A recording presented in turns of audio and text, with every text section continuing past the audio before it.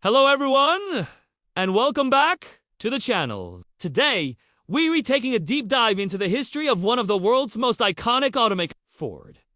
While Ford has given us legendary vehicles like the Mustang and the F, their journey hasn't been without some serious bumps in the road. In fact, some of their failures have become legendary in their own right. So, buckle up as we explore Ford's biggest blunders. Let's start with the one everyone thinks of. The Edsel. Launched in 1957 for the 1958 model year, the Edsel was meant to be Ford's revolutionary entry into the mid-range market. A car for the upwardly mobile American family. Ford invested a staggering $250 million into its development, which is billions in today's money. The hype was immense. Ford's marketing campaign teased the public for months, building up massive anticipation for a car that was promised to be the future. When the Edsel was finally unveiled, the public's reaction was ...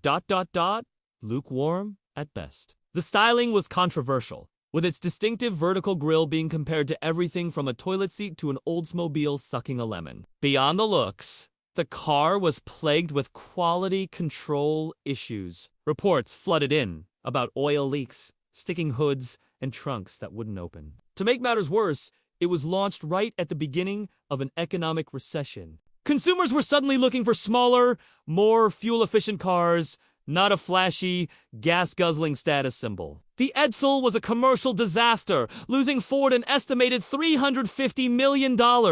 It was discontinued after just 3 model years, becoming the textbook example of a marketing failure. Next up, a car that became infamous for entirely different and more serious reasons. The Ford Pinto.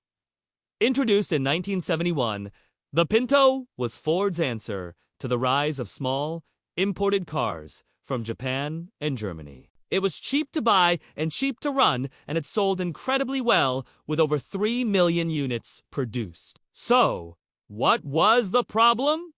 Its design had a critical and ultimately tragic flaw. The fuel tank was located behind the rear axle, with very little structure to protect it. This meant that in a rear-end collision, even at relatively low speeds, the fuel tank could be punctured, leading to a catastrophic fire. What makes the Pinto story so notorious is the infamous Pinto Memo.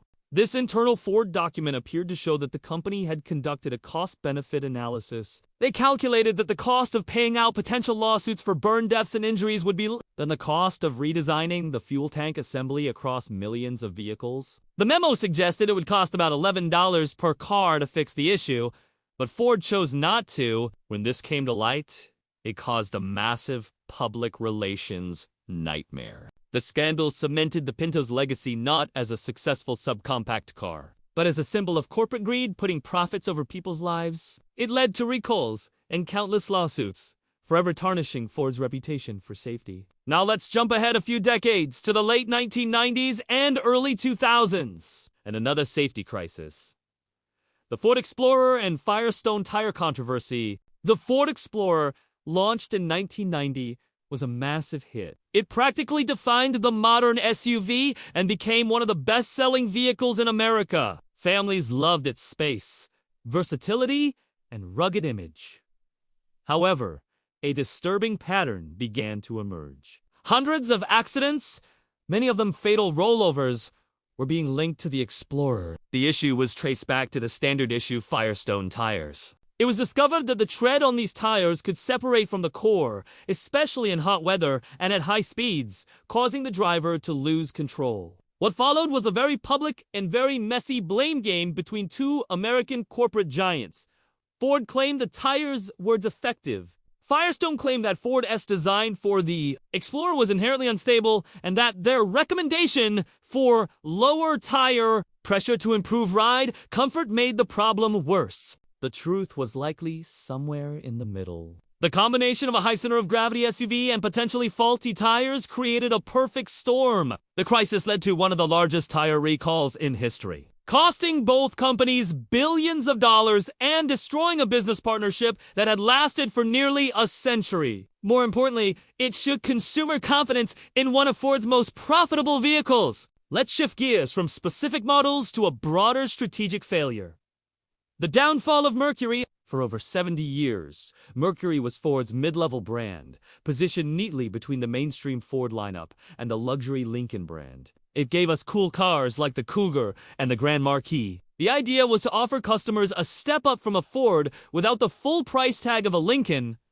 For a long time, this strategy worked, but by the 1990s and 2000s, the lines started to blur. Mercury cars became little more than rebadged Fords with slightly different grills and a little extra chrome. There was no compelling reason to buy a Mercury Sable when you could get a nearly identical Ford Taurus for less money. The brand lost its identity. It didn't stand for luxury, it didn't stand for performance, and it didn't stand for value. It was stuck in the middle, and car buyers simply weren't interested. While GM was busy calling its underperforming brands like Pontiac and Saturn during the 2008 financial crisis, Ford held on to Mercury for a little longer. But the writing was on the wall. Sales continued to plummet. And in 2010, Ford finally announced it was shutting down the Mercury brand for good. It was a slow, painful end for a historic nameplate, a classic case of brand neglect. Finally, let's talk about the fifth-generation Ford Thunderbird. The original Thunderbird, launched in the 1950s, was an icon of personal luxury and style, but over the decades, it got bigger, heavier, and lost its way. So, in 2002, Ford decided to bring it back to its roots with a retro-futuristic design that heavily echoed the original 55 model. The world was excited. On paper, it was a home run. It even won Motor Trend's Car of the Year award. However, the new Retro Bird was a sales disappointment. Why? A few reasons. First, it was based on the same platform as the Lincoln L, S and Jaguar S-Type, which made it a competent but not particularly thrilling car to drive. It didn't have the performance to match its sporty looks. Second, the timing was off. The retro craze was just beginning, but the Thunderbird landed in a small niche market. Most importantly, the price was high. It was a two-seat convertible with limited practicality, and its novelty wore off quickly. After an initial surge of interest from nostalgic baby boomers, sales dropped off a cliff. Ford pulled the plug after just 4 years. It was a beautiful car and a noble effort, but it proved that nostalgia alone isn't enough to guarantee success. So, from the Edsall's marketing flop to the Pinto's safety scandal, Ford's history shows that even the biggest companies can make massive mistakes. But the key takeaway is that they survived. They learned from these failures, sometimes the hard way, and continued to innovate and build cars that millions of people love. These stories are a crucial part of what has shaped Ford into the company it is today. What do you think is Ford's biggest failure? Did I miss any? Let me know down in the comments. Thanks for watching, and if you enjoyed this trip down memory lane, be sure to hit that like button and subscribe for more content. We'll see you in the next one!